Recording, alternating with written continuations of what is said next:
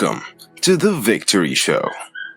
Hey, Victors, welcome to this episode of The Victory Show. If this is your first time joining us, I'm Travis Cody, best-selling author, 16 books, and the creator of Bestseller by Design. Now, I've had the privilege of helping hundreds of business consultants, founders, entrepreneurs write and publish their own best-selling books. And along that journey, discovered a really fascinating pattern. A lot of businesses hit a revenue plateau, usually around $1 million, and they struggle to break through it. So on this show, I sit down with some of the world's most successful founders, CEOs, leaders, business owners to uncover the strategies they use to overcome those plateaus and scale their business to new heights so that you can do the same. So get ready for some deep insights and actionable takeaways that you can implement in your life and business starting now. Today's guest is one of the most accomplished and respected leaders in American manufacturing. Cheryl Merchant brings over 40 years of executive leadership, having held senior roles at industry icons like GM, Mazda, Ford, Lear. She's led international teams across North America, Europe, Asia, Latin America. As president and CEO of Hope Global for 19 years, she scaled the company by 5x, transforming it into a tier 2 automotive industry leader with more than 2,000 employees and operations on 5 different continents. Since becoming the CEO of Taco Comfort Solutions in 2020, Cheryl has doubled revenue, added over 350 jobs, led a major acquisition in England, and launched global facility expansions totaling nearly 250,000 square feet. Her leadership has been recognized with awards like Crane's Women in Manufacturing of the Year, the New England Businesswoman of the Year, and multiple career achievement honors. She also holds honorary doctorates from both Bryant University and New England Tech. She's a champion for economic growth and education, serving on boards ranging from the Rhode Island Commodores and the Greater Providence Chamber to University of Rhode Island and the RI Manufacturers Association. Cheryl isn't just a CEO.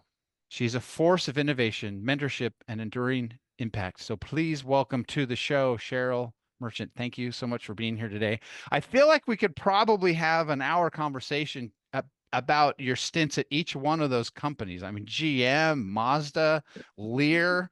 I mean, what I love about this book project I'm working on the show, and specifically, is we've had leaders in pretty big companies, but I think you take the cake for working for the most amount of billion-dollar companies, and not just that, but dealing with the culture of having, like, say, of working for somebody like Mazda, right, where headquarters is in a different country and it's coming from a completely different lens of how we do it. And I sometimes will go on rants where I think a lot of Americans are fairly narrow-minded and they have zero idea of kind of how the rest of the world operates. So before we get into that, let's talk about, like, did you know you wanted to be, like, was business like the thing for you at a young age, or did it sort of choose you? Oh Lord, no, that it chose me. By the way, I used to refer myself. Somebody would mention about how many different companies I'm working in, and I tell them yes, I'm really a spy, and my next one's Chrysler, so I'd get in there. Um, I thought I was going to be a nurse. I passed out twice while visiting family in the hospital and had to rethink Oh myself. no. I ended up with international business, computers and Spanish as minors, and just found an incredible home, found just amazing opportunity and my passion actually along the way. Took a little while, but that's So when did you have the realization along the journey that you went, hey, wait a minute, I actually really enjoy this? I really enjoy this. Actually,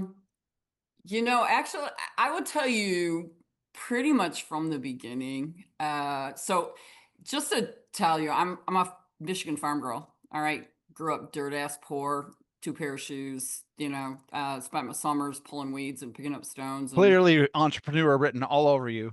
all over me. I actually got one of my first times I got in trouble was at 16 because I had taken the car not just to school, but I was my parents found out that I was buying donuts before school every day and then going in for 20 cents, by the way, and then going in and selling them for $1 at school.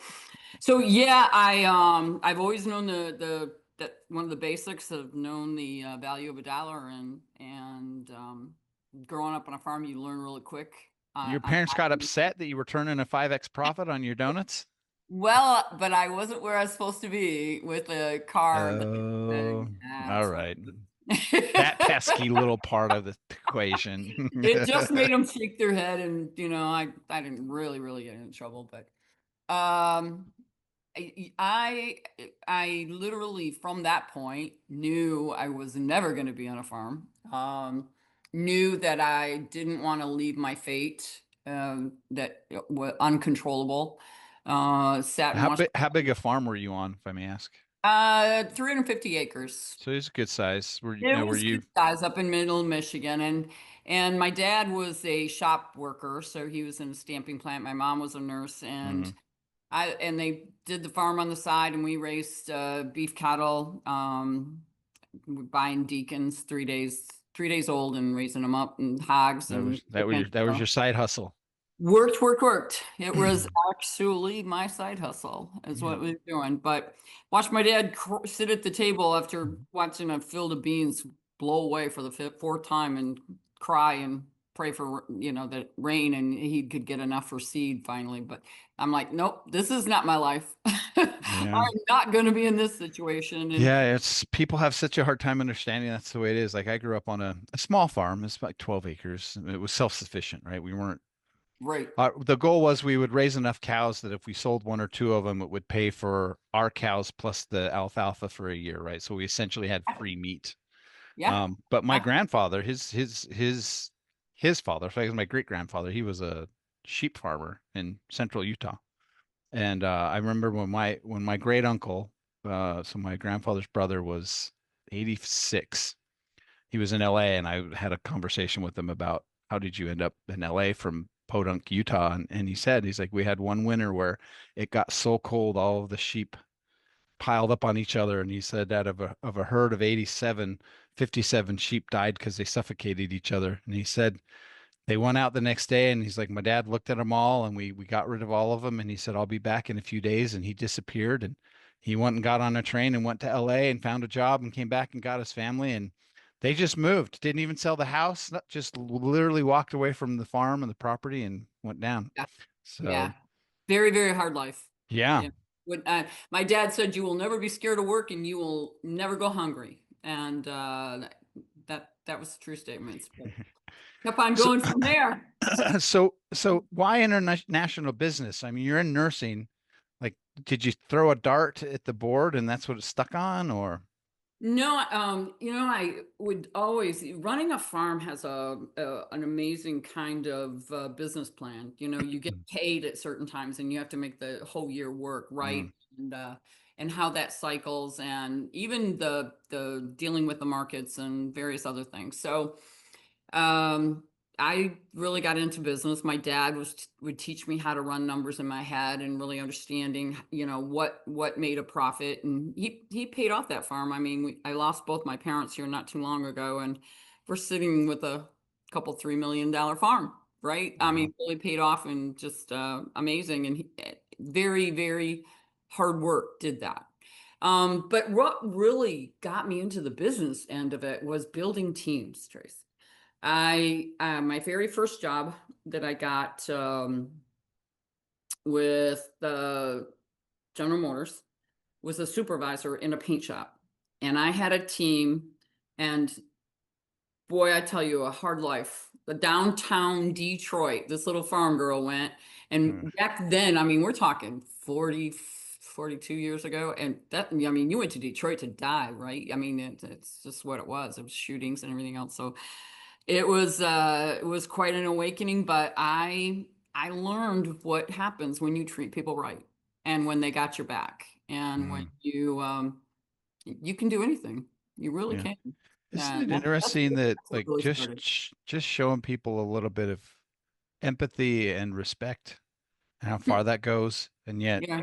like why in some of these big corporations that just for whatever reason it's not always there. Yeah, it's It's it's really amazing. I tell a story often that I was sitting, so here's this little American 5'2" blonde farm girl. sitting in Czech Republic. I was sitting in my office in Czech, and I was interviewing a gentleman in China for running my China operation that we were about to launch. So he was going to be doing, greenfield, Wow. starting it up. And Let I me just asked think about that though for a minit. You're in Czech Republic interviewing somebody for a business job in China. China doing a teams, Did right? you ever just sit there and go, how did I end up here? Yeah, I've done that a lot. That might have been one of them, but I've done that very thing a lot. But at that time, I asked him. I said, China is well known for having great amounts of turnover. So what do the Chinese people look for when they're in a job like that? And he said, well, first of all, their environment really means a lot to them because, they just it's a stature thing, it's a comfort thing, it gives them a persona of how the company's doing. And Mm. second, they want to know that they're going to be listened to. They really people the Chinese people really want to talk, share ideas and have a collaborative kind of place where they feel like they can have an impact. They want to be looking at, they want a company where they have opportunity to grow and be able to learn new stuff and build their lives. And then they want to be recognized, they want to be compensated and recognized for their hard work. And remember, I'm talking about the Chinese population, and I'm thinking to myself, this is human nature. This is exactly human nature. You can go anywhere in the world and you can either be talking about a 3-year-old or a 93-year-old. They want to be listened to. They want to feel appreciated. They want to be respected, and feel like they can contribute. And that's the bottom line of everything. If you There treat you go. right, and I'm not a Bible preacher, but I'll tell you, my number one rule is, you would that men should do to you, do ye also to them likewise. If you want people to give you respect, you got to give it to them. Otherwise, it never happens. Mm. And you can build a team and bottom line on my success, and it took me a while to figure this all out, and what I was even doing, actually, to tell you, but I have built success on making people successful, and I tell Wow. them. So I'll sit down with my senior leadership now and say, my job is to make every one of you the best you can possibly be. And I've learned a great deal over the years. I'm going to share with you. We're going to, I'll put it out. We'll share ideas. Maybe you have others and we can build upon it, make it something even newer. I mean, you can talk centralization, decentralization of power and whatever. You can go through so many different things and how can you fix, but, and then I get to go along for the ride. That's kind of how it's been. And I have a team right now, 5 years. They've never got less than 100% of their bonus, and mostly up towards 150. Wow. And so that gives you street cred too, right? If you always make them succeed, even through a COVID and a supply chain mess and everything else that's happened in this world, if you just dedicate yourself to making people succeed and being recognized. So in your current role, had you just started and you rolled right into 2020? You Or did. I was there in 19, but the company I'm in, 2017, crashed, like major crash. They launched an ERP system. It wasn't the owner. He had stepped back and they had got way over their head. They launched an ERP system, let a bunch of tribal knowledge go. They had no documentation. oh no. Couldn't see their inventory, I mean, it was kind of crazy. And so the owner got a call, and he had been my friend for 25 years here in this state. We both were running companies, pretty good size, and would find each other on a stage or in a meeting or in a committee or, at some function. And we used to get together on weekends and talk about, one, the dream team of he and I working together, but of two, of sharing, I got this problem, what would you do? And I got this problem, what would you do, kind of thing. And so he got called back to his company, and within 3 months he called me and he said, time's up. You got to come. I'm going to lose this company. We had 26 million in past due to banks, and we had, Oh, I man. mean, it was a mess. And so I came in 19, and The one agreement was that he was going to stay with me because he's an amazing, amazing person. The way he cares about people and the way he treats people are exactly my values. And I knew we could work together. And I just said, man, he's an icon in the industry. You're loved, your name, people will help you because of who you are. And we're going to need some help for me to be able to dig this out. And so you got to promise me you're not going to take off. So we worked together over 2019 and stabilized the company. Barely got into 2020 and boom, right? So, and in 2020, it was kind of wild there. We had, we'd done a 2 or 3 trips, but he and I came back from a trip in the very first week of March or just the end of February. I'm not sure, something in there. And I wouldn't let him sit down until I wiped everything clean. And we got back and we pulled the team together and said, this is what's happening in the world. We knew China. We had a plant in Vietnam. We had a plant in So you saw it weeks before it was coming. It was in the heart in Italy. I just come back from Italy, and Wow. we all said, I got sick.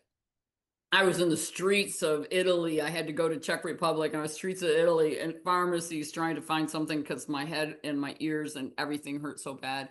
But we sat and talked and we listened to everybody. Well, oh, we're launching an ERP. We got all these people in Canada, and oh, we're doing this down in Texas, and we got this, and we kind of, the sales are having a big thing out in California. And I'm like, okay, I hear you. You got this week. I want everybody home. And we locked down 2 weeks prior to everybody, and everybody thought I was crazy. Johnny and I, we were doing it too soon, etc. We saved the company. And we succeeded throughout COVID. So being essential was good. We make stuff that moves water. And if you want water, you want heat, you want cool, you're gonna let us work. So yeah, it's been some challenging times, but it's been really good. So let's talk a little bit about your specific industry, because as a layperson, we hear about manufacturing. Obviously, this last couple of years, apparently there's been some noise coming from higher up people about manufacturing in this country. Yeah. There's no context for someone like me. So you've been doing this long enough now. Can you talk us through a little bit about why is manufacturing so important to America? And just in the 40 years, what have been the changes you've seen during that time? Good and bad. Yeah. And you know what? That's probably when you think about business, my real gig is I love to make stuff. And it's been everything from carpet, those carpet strips when you walk into a building and you got these mats, to braid, did the Timberland bootlace braiding. We produced all that. We had the world contract. So, I mean, you take that all the way through an interior of the entire Jeep Liberty, you did all the arms and everything. So I love making stuff. And manufacturing has definitely been on a roll over these 40 years. It went from, I mean, you can look through from the unions and how manufacturing was handled and the way it was, and the pricing and what people on the line in a manufacturing place were working so that their kids didn't have to work in a manufacturing place. Right. And then we went through this stage where our government, everybody America needs to be a service industry. You cannot live as a country if you don't make stuff. Yeah. I mean, you've got to be able to pull that trigger. And just like the last company I worked for, Hope, we shut down everything else. Forget shoelaces, we're making parachute cord. And I mean, we had to be dedicated to what was going to happen during that World War I. So we need to be able to make stuff. End of story. And if nothing else, then at least to understand it and to be able to control it and not let somebody lead you down the wrong path. And we got away from that for a while. And now we're trying to bring it back, but it's pretty tough. I mean, I've been on a path for 5 years to get out of China, and it's not that easy. It's just not that easy. Too many care about bottom line price. We say we want it made here, but it's expensive to make here. And you've got to find you got to find a balance on how to do it, and you got to have good partners. So manufacturing to me is the foundation of everything. It's kind of like the farmer, you know. I mean, we got to grow our own food. We got to be able to be in control. I believe in that, and it's not always been Yeah. that way. No, it's so interesting because I worked in Hollywood for 15 years, and that was one of the things that used to drive me crazy about living in LA is just listening to people talking about it. And I'm like, having grown up on a farm that was self-sufficient, that's just the way it was. And Yeah, like just meeting so many people that were so disconnected from where their food came from and no having idea. no idea and just and like not even that, but I think almost the entitlement of like, of course I'm just going to show up at Yep. the thing. And even to this day, like here in Vegas, there's times where I'll be in my grocery store and I'll just stop and look at it going like, what would people in Ukraine right now do if they came into this store and saw this and you turn 180 degrees and right across the street, there's another one. Like And I this the waste is yeah, it's crazy. just It's crazy on how we handle things, but so anyway, we could go off on tangents so, about so so yeah, so I think manufacturing now, it's a different world. I hmm, mean, I'm putting in right now about 5 million in new equipment that's automated, and it takes we're training our core base of people to be able to manage these equipment, sure. programming and testing and the maintenance and just general operating. So manufacturing is different. You need AutoCAD people. I got 100 engineers in this company. I got, I mean, I would feel like another, I don't even know, 30 finance people and a whole bunch of, strategic leaders. And so there's so much to what goes into manufacturing these days. It's just not the same. So what are the strengths of American manufacturing right now? People. I think people are the strength everywhere. I Yeah. really do. Um, I just am a firm believer that you can do anything with the right team. And I've come into a few places that people have been treated bad and they were sour and they, just had a real bad attitude. And you still can turn that around just by treating Yeah. people right, listening to them, collaborating, recognizing them. At General Motors, I had a team and we did all the two-tone painting because I worked at the Fleetwood Clark. So if you knew the Fleetwood Brougham, that'll tell you how old I am, Joyce. But that we did the two-toning and all of those checkered cabs that were downtown Detroit and the yellow and green, all those.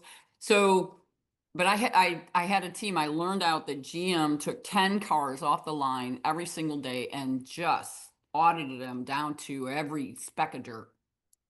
And once I learned that, and by the way I learned that, my boss was sending me over there, and this will give you a little bit on the flip side, all right, from the Sure. manufacturing. But my boss would send me over there to audit with this guy, audit the cars. And I came back one day and said, we're getting hit with a water leak, which was very detrimental for a vehicle to get hit with water leaks, right? And I said, it's not ours.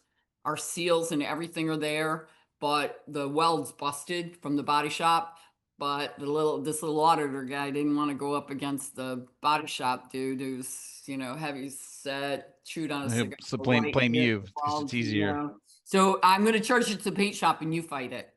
But anyway, when I told my boss, he said, young lady, I send you over there for a reason. That guy's not that bad looking. You grab a hold of him, you haul him in the back seat, you smother him and kiss him. You do what you have to do, but you don't come back with shit like this to me. Now go fix. And and I did. I went and got You smothered him in kisses? almost, almost. I went and got that head of body shop, and I said, I need to show you something. Do you have a minute? I mean, I know I'm pretty new and all this, and he came over there and I said, now I've been told that you are a high integrity man and you hold quality as number one and you hold your people accountable and all of that. And so I just wanted to share with you because this to me looks like a busted well that came from you and our seals right there in the sweet seal split. And they charged it to paint shop. And so I'm pretty sure you're the guy that knows how to handle this system and make sure the right people are accountable and take care of that. And he looked at me, he's chewing on that cigar, and he just shook his head and he goes, Yep. I see where this is going. But he took care of it. Mhm. Took care of it. I mean, and I learned about this audit, right? So every day this was happening. So my team, I came back and I told them, this is what they're doing, man. This is how they're rating us. How, because every person, every department, anyone, and I spent probably a year of this doing this when I came to this company. How are you evaluated? How are you measured every day? How do you know that every single day you go home and I kicked butt, man. I was so successful. I did this. What are you responsible for? What are people looking at you and saying, whoa, you need to know those things, right? So I pulled back my people and I told them, and then we went about 3 months with zero defects, unheard of. And I wrote them all. I had my sister, who was going to through school in marketing, had her make this certificate. And I got the head honcho to sign them, and then my boss to sign them, and I signed them, and I handed them out to everybody. I had the relief guys coming in, and saying, "Hey, I spent however many minutes relieving the team in here." And usually they're the worst because they can come in and then leave, and they don't get blamed, right? But they wanted in on being recognized, and it was great. And I really learned right up front, man. They were so Just proud, some recognition. so proud. Yep. What? So you said something I want to back up on because I don't think people realize what you said, where you were like, "Oh, they just pull 10 cars a day off of the line to inspect them." How many cars a day was that line producing? 60 an hour. 60 an hour, 24 hours a day? Yeah. Yeah. So yeah, it's like I don't think people realize the scale Yep. of what that was. So 60 an hour, 24 hours a day. 3 shifts, yeah? Yep. Yeah. Yeah. I That's worked at remarkable. second shift a long time when you get out at 1 in the morning, or no, it was, and then you always had to do overtime. I know that because if I hooked it really good, we could get to the pub across the door. And if I could have somebody buy me a drink before I got Right before it closed. right before it closed, if you had a drink waiting for you, you could get in. But yeah, those days were crazy. Same thing with So Mazda when I was there. Now that was a different, because it was 50% Japanese and 50% Ford Motor, right? right. So let's And, talk a little bit about that because now we got two different cultures, especially with Ford. I oh, mean, you got culture plus the ego. and they got a whole bunch of ex Chrysler people were in Uh-oh. there. Okay, so Ford's running it, but that's where they got all these old guys. And so yeah, I had 7 Japanese trainers. I ran the end line in the body shop. Now Mazda, I went in there 2 years before it was launched, and we had to take a week's training in everything that you were going to supervise, right? So I had MIG braze, CO2 weld, gas brazing, metal finish. Metal finish, kind of, you got to hit the car, and then you got 3 minutes to get this ding out, right? Um, and luckily for me, my mom taught me how to weld when I was really little. I could put a hay bind back together. Um, so anyway, we had 7 Japanese trainers in this, and we did exercises every morning, and it was a culture that they had your people had they started at one stop, and then they had a space where they were supposed to complete their job, and if they finished early they were to go back to that space and stand and think about their job. And the Japanese walk up and hit them upside the hard hat and go, "Man, no good, no good, no talking, no talking, think job." And and then you got the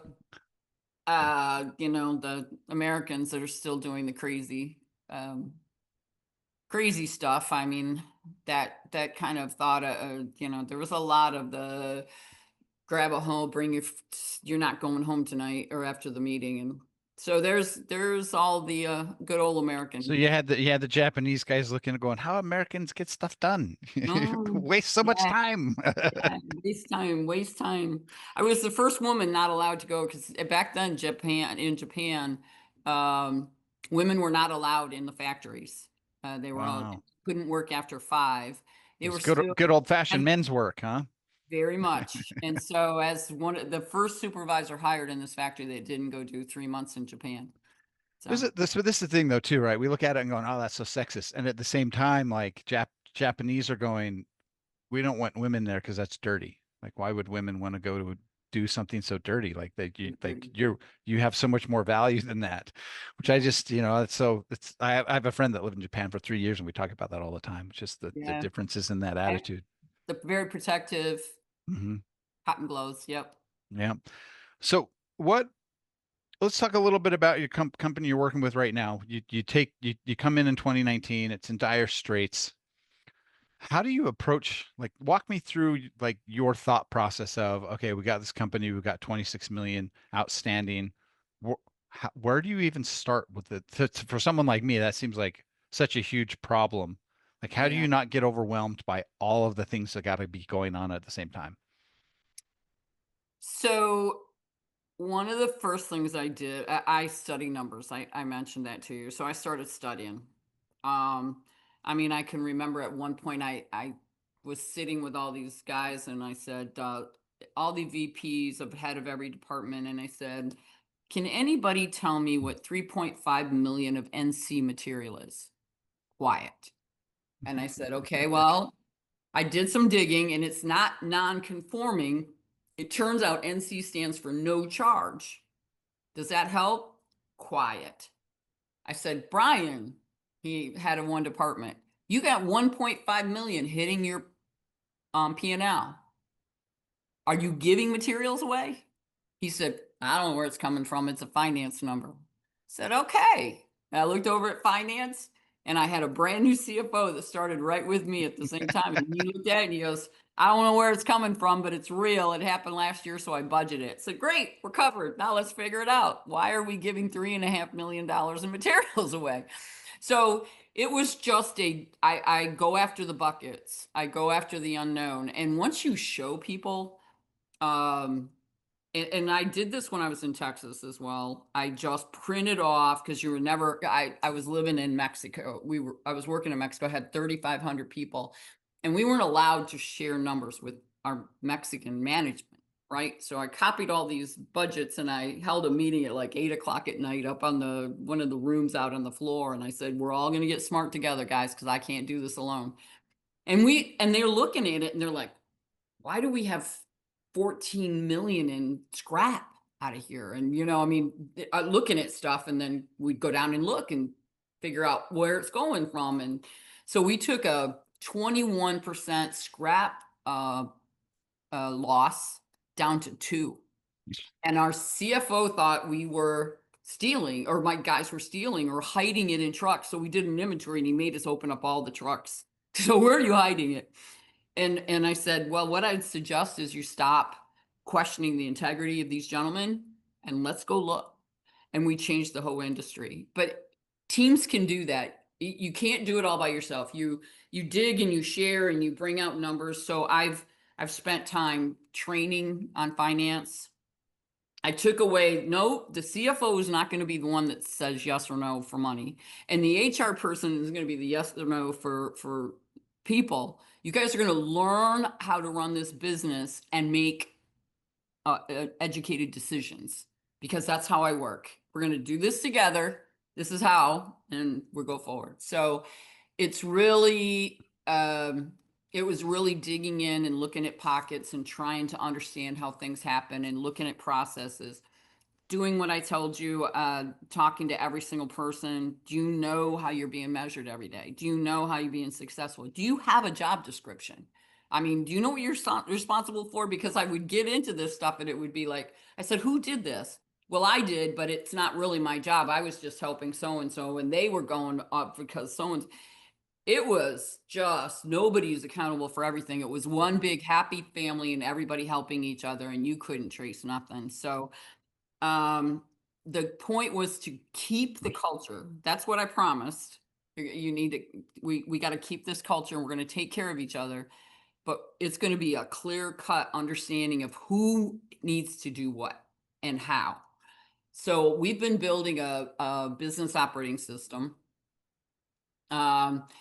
And which is complete policies and procedures, every single group, every single thing you do, how do you do it, and map it all out. And you find tons of stuff, people double doing and changing things and not understanding what they're doing is going to hurt and all of that kind of stuff. So we looked through all the processes and then I sat down with the sales team and said, okay, I want 20% year-over-year growth. They looked at each other, then they looked at me. They said, you can't handle 20% growth. I said, what do you mean by that? And then they just started telling me, how late we were every time they promised orders or what we were doing to customers. And so if you ask people, what do you think is wrong? Why, basically, what are you doing with how you're doing your job? Do you know what's your job? All of those kind of questions. What do you think is going wrong? What things do you see we're failing at? And then I implement a weekly global staff meeting every Monday morning. And I put out a form and I say, I just want the 5 things you did last week. You told us last week what you were going to do. Anything you need to share. The 5 things that you're doing this week that you need to share. 5 things next week. It's like, this is going to sound stupid, but I do this whole thing like a football game. Okay. I really do. I mean, My God, were you raised in the Midwest or what? I love football. But it's that huddle in the morning. You don't go out on the field, and teach people how to do their jobs. When they have that quick huddle and that quick meeting, it's like, here's the play, here's what, go. And everybody on that line. You trust everybody on that line. Trust to me, I'm a Cubby fan all the way. Trust to me is about integrity. Nobody's got a hidden agenda. Nobody's trying to get it in the newspaper. Nobody's looking to please a girlfriend. They know the agenda. They know the way we are here to win. And they know how to do their job. So if your job is to tackle that guy, we expect you to tackle that guy. And if you don't tackle the guy, it's like, dude, what's wrong? You all right? You got it? All right? Ready? Go. You don't tackle that guy. All right. Do you need some Gatorade? 5 minutes shot. What are we talking here? Are you good? Nope. Hit the bench. And it's about communication. It's about those timeouts. It's about those huddles. It's about the watching during half times, the reviews. It's all the way to the scoreboard that tells everybody around you whether to get up and leave or whether there's a chance, right? I mean, constant communication, being on one integrity and one goal, and everybody understanding what they're supposed to be doing. And I actually, the very first strategy meeting I held, I started in January. I held it in July. And I call out all these people. I even got the question, why are you doing this? Because I really wasn't in charge of Europe at that time, but I brought everybody, whether I was in charge or not. And we did this. Okay, what do you think needs to happen, for us to do this? So we made a list of engagement rules. And then I said, okay, so here's how we play, guys. And I made every person that was in the room sign it.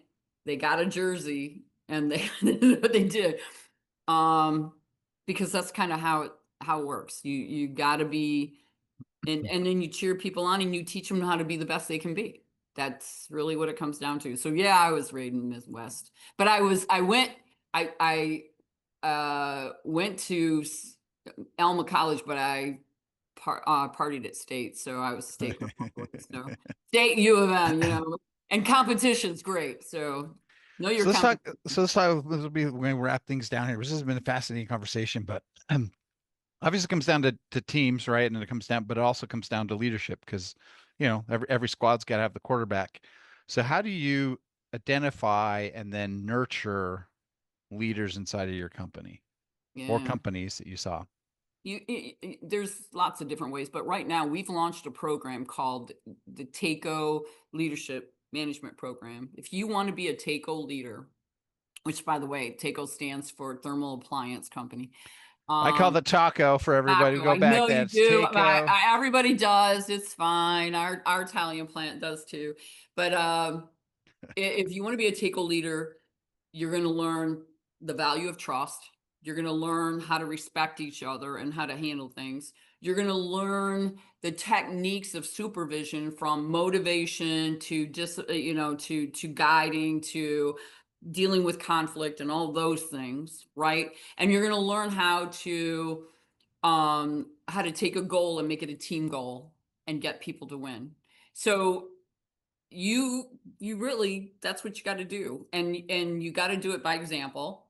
There's no question. I mean, you got to walk the talk, and you've got to have people trusting you, because why are they going to follow you if they don't trust you? Nobody follows you. If you are in charge to take that hill and you say charge and you get up there halfway and you look back and nobody's behind you, you cannot call yourself a leader. So you got to gain trust. You've got to gain, and it comes from walking the talk, and it comes from doing what we say you're going to do. And I like to win, and I've done it multiple times with these guys. I'll bring people in the room and say, look, you're in this room because I think you've got what it takes. You're either got, 2 or 3 jobs, your loyalty, your dedication, but I like to win. And if you're not willing to give 150, you're willing, then please exit stage left. No harm, no foul. All good. But if you're going to stay here with me, I guarantee you're going to win, and you're going to work your butt off. Understand it.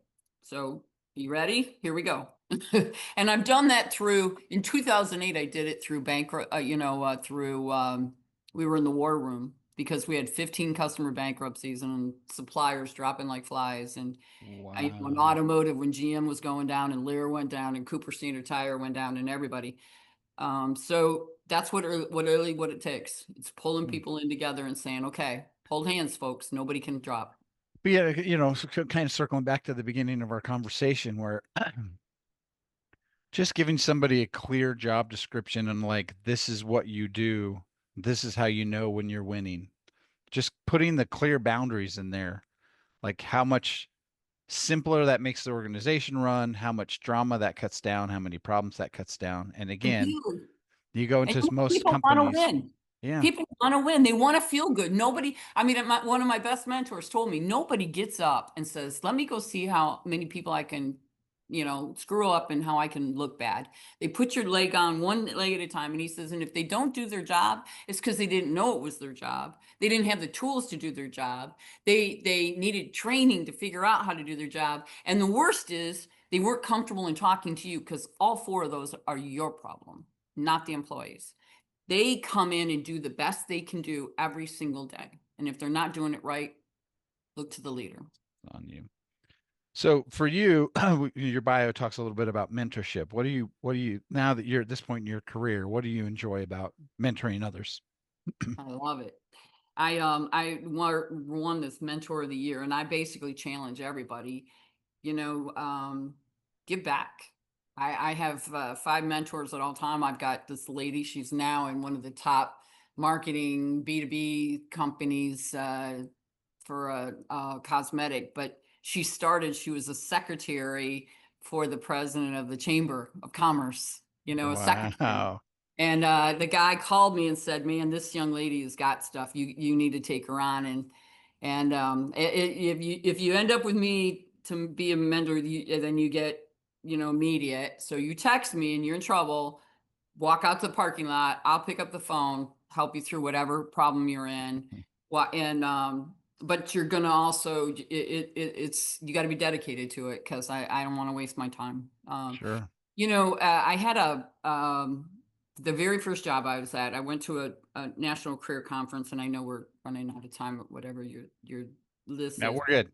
I just want to respect your time. So no, I'm good. National Career Conference, 2,000 people. My mom takes me down there, teaches me how to do makeup, buys me a couple blouses, and we go to this thing, and GM was the only company that was worth it, because I was going to walk.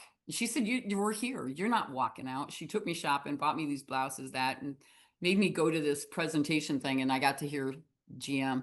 And I told her, I said, I'm going to elbow my way to that table, because everybody's going to kill them. I'll meet you outside. And they did. Everybody went to GM, right? I mean, this is back when GM was like the icon, 65% market share and the big boy. And there was a gentleman standing there. He'd look at a resume, and I don't think you could count to 5, and flip it, say, write this down.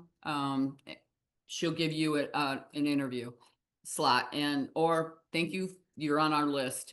They took 110 interviews out of all of those people, and out of 110, they hired 13 bad number, but that's what it was. They were biology people, business people, teachers. It was everything. And I got a chance to ask him, what were you looking for that you did that fast? And he said, the ambition and the ability to learn.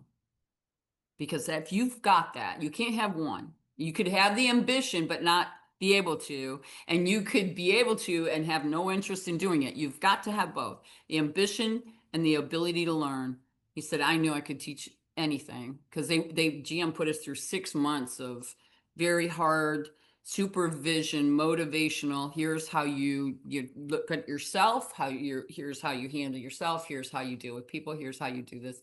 And I've never forgot that. So I tell people, when you get to me, if you're, you can be great at your job. And I've had VPs want to promote somebody that's just great at their job, but they're not interested. They like coming in and doing that job and leave me alone because And that's, I think, the other thing, like, right. So like with what I do with people that come to me with books, because I have a direct marketing background.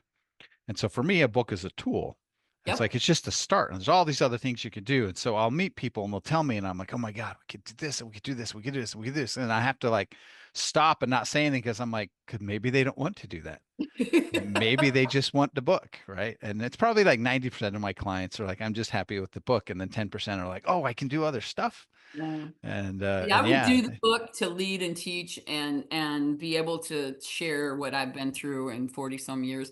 And you could do all sorts of titles from, what not to do, to the top success things that win, to what's really behind in these bottom of these big icon companies. One of my friends probably taught me the best lesson I've ever heard, or best marketing lesson, because in my career, I've worked with guys that, solopreneurs doing 30, 40 million a year. And I say solo, right? They got a team of 10 people, but for the moment, all intents and purposes. And it was always like, it was really interesting because it was always like more. How much last year? I got to grow this year. I got to. And then one time I was working with one guy and I was really stressed out. And one of my friends calls me and we're talking. He's like, yeah, you walk all the time. And I'm talking, he runs his own business and his business does about $1 million a year and he has 35% profit margin. But this is what he said to me. It changed for things forever, where he said, dude, if I'm working more than an hour a day, something's broken in my business. And so I'm talking to him. I start talking to him about his business, and I was like, "Oh my God! Like, if you could do this thing over here, you'll double your revenue." And he's like, "No, we'd probably 4x." I'm like, "Why didn't you want to do that?" And he's like, "Because then I have to do this thing, and I hate doing that. I don't want to do it." And I'm all, "Yeah, but you could hire someone to do that for you." And he's like, "And then I have to manage someone, and I don't like managing people." And I'm like, "But you can." And he's like, "Travis." He's like, I get up at 7 in the morning. I work from 7 to, he lives in Colorado. I work from 7 to 8 o'clock in the summer. I'm on my mountain bike. I'm on my mountain bike until 4. And I come home and I play baseball with my kid. He's like, if I'm making what I'm worth, $1 million a year or 10 million a year, how is my life going to be any different? And it was so confusing to me because all the guys I worked with were all about like, oh, it's work, work, work, work, more and more and more and more money. And he was just like, what's the least I can do to have the lifestyle that I want? And I was like, that was Yeah, but so. if money's not the goal, if your goal is to share and make people everywhere successful, as much as you can, right? I mean, you can only do so much, but that's that's just so rewarding. I have people all over the world that still call me up and call me boss or jefe, or I mean, in so many different languages. Just because I put them in spots and they've got good lives for themselves and their families, right? I took a forklift driver and he's now running 3 plants in Mexico of probably over 6,000 people. And Wow. he was amazing. He was amazing. And I sat him down, and when I gave him it was like I pulled him in and said, and I really went to my boss and said, you sign that. He goes, but we don't sign that. He just busted. He was the lead in busting that, what I told you in that material from 21 to 2. I said, he just saved this company millions upon millions of He was dollars. the one that figured it out, huh? Yeah, because he was Forklift driver. he was a material driver. And well, he got to supervisor, and then I got him to a manager, and he was a materials manager.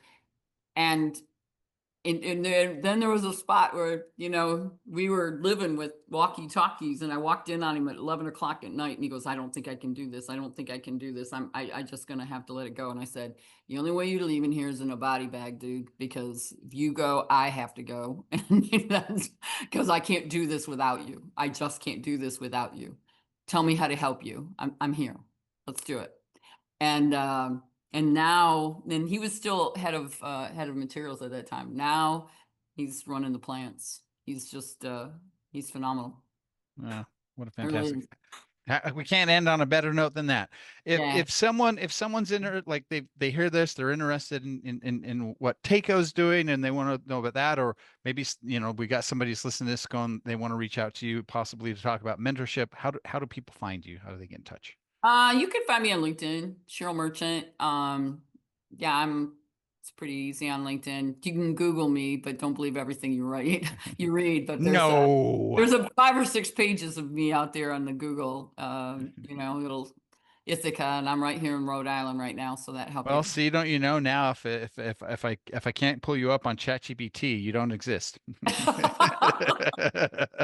You probably get my daughter. I just had a conversation with somebody the other day, and he has a 22-year-old daughter where like Mine is the idea 15. of Googling to her was like, why would you What? Google? Like Why? everything's chat now. And I'm like, so Yeah. funny. In that bio, you didn't mention I'm a mother of a 15 and 18-year-old. That's the Well, hardest job I've ever come across. how do you nurture talent there? Oh my gosh. My daughter is 4 honorary societies, running a 4.3 on a CTE International Business course in a sophomore year, and is a So very scout. much a slacker. Yeah, scout, a track. I mean, 2 culture clubs. She's involved in nonprofit assistance with me on helping communities. So Wow. they do okay. Setting up the next generation. Cheryl, thank you so much for your time. This has been a fantastic Travis, conversation. it has been such a pleasure to meet you. We'll talk again. Thanks.